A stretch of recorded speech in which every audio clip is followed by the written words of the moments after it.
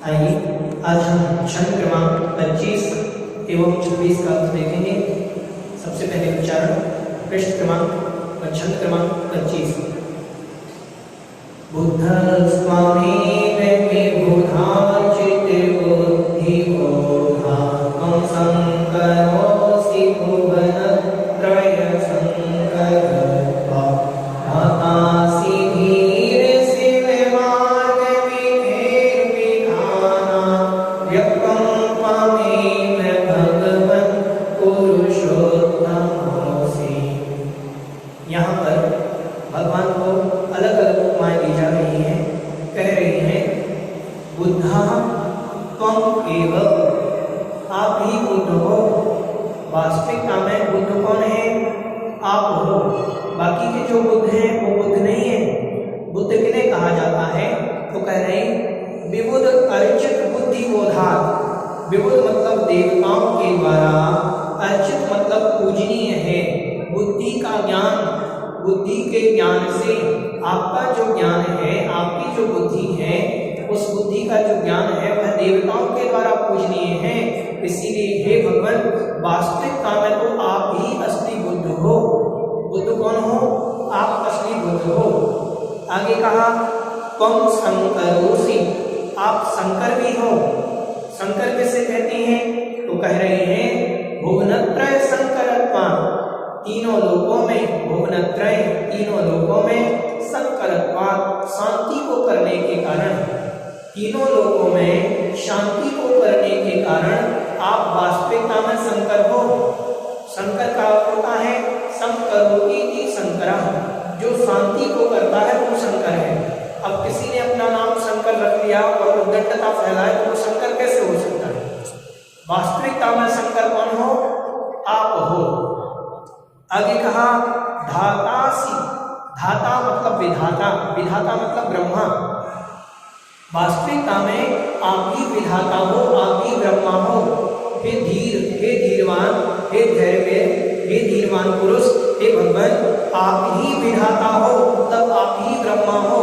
क्योंकि शिव मार्ग विधेर विधाना, शिव मार्ग मोक्ष मार्ग की, विधेर मतलब विधि को, उस विधि को विधाना मतलब उसका विधान करने से, उस मोक्ष मार्ग की विधि का विधान करने से, विधान मतलब वर्णन, मोक्ष मार्ग की विधि को बतलाने के कारण आप ही विधाता हो, आप ही धाता हो, मतलब आप ही वास्तविकता में ब्रह्मा हो।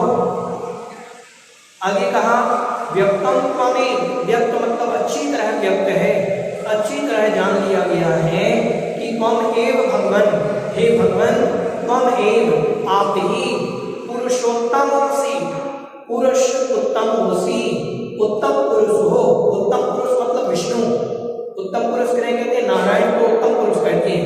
तो एक भगवान आप ही वास्तविक विष्णु हो, क्योंकि आप ही सर्वश्रेष्ठ हो मनुष्यों में। समझ में आ गया? तो यहाँ पर 4 प्रकार से उपमाएं दी गई कि आप ही वास्तविकता में बुद्ध हो, आप ही शंकर हो, आप ही ब्रह्मा हो और आप ही वास्तविकता में विष्णु हो। बाकी के तो सब नाम वाले हैं, उनका नाम है सिर्फ, आप तो काम के हो। ओम ह्रीं षड्दर्शन पारंगताय क्लीं मामय प्रशिकाय देशकाय श्री विष्णुयाय अर्घं द्रवपामिति स्वाहा। तुभ्यं नमस्ते भुवनातिहराय नाथ, तुभ्यं नमः क्षितितरामलभूषणाय, तुभ्यं नमस्ते जगतः परमेश्वराय, तुभ्यं नमो देवबोधविशोषणाय। हे भगवान, तुभ्यं मतलब तुम्हारे लिए, नमस् मतलब नमस्कार हो, आपके लिए नमस्कार हो। क्यों हो? क्योंकि त्रिभुवन अर्ति हराय, त्रिभुवन मतलब तीनों लोकों के, अर्ति मतलब आद को, दुख को, हराय मतलब हरने के कारण, तीनों लोकों के दुखों को हरने वाले आपके लिए नमस्कार हो। नाथ मतलब हे नाथ, हे भगवान, आप तीनों लोकों के अर्ति मतलब दुखों को हरने वाले हो, इसलिए तुभ्यं नमः, आपके लिए नमस्कार हो। दूसरा विशेषण तुभ्यम नमः, आपके लिए नमस्कार हो। क्यों हो? क्योंकि क्षितितल अमल भूषणाएं, क्षितितल इस अग्नि तल के, इस पृथ्वी के, अमल मतलब मल से रहित निर्मल, भूषणाएं मतलब भूषण हो, आभूषण हो। दुनिया के जितने भी आभूषण हैं वो सब मलिन हैं, आप सबसे मलिनता से रहित, आप सर्व सुंदर आभूषण हो इस पृथ्वी तल के, इसीलिए आपको नमस्कार हो। आगे कहा तुभ्यम नमस्, तुभ्यम मतलब तुम्हारे लिए, नमस् मतलब नमस्कार हो। क्यों हो? क्योंकि आप त्रिजगतः परमेश्वराय, आप तीनों लोकों के ईश्वर हो, परम ईश्वर हो, उत्कृष्ट ईश्वर हो, सबसे बड़े भगवान हो, इसीलिए आपको नमस्कार। आगे कहा तुभ्यम नमो, तुम्हारे लिए नमस्कार हो।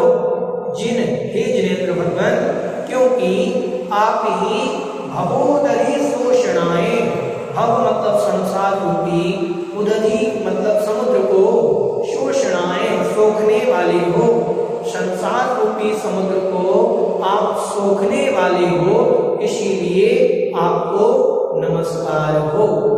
समझ में आ गया? चलिए। ओम ह्रीं नाना दुख विलीनाय क्लीं महावीर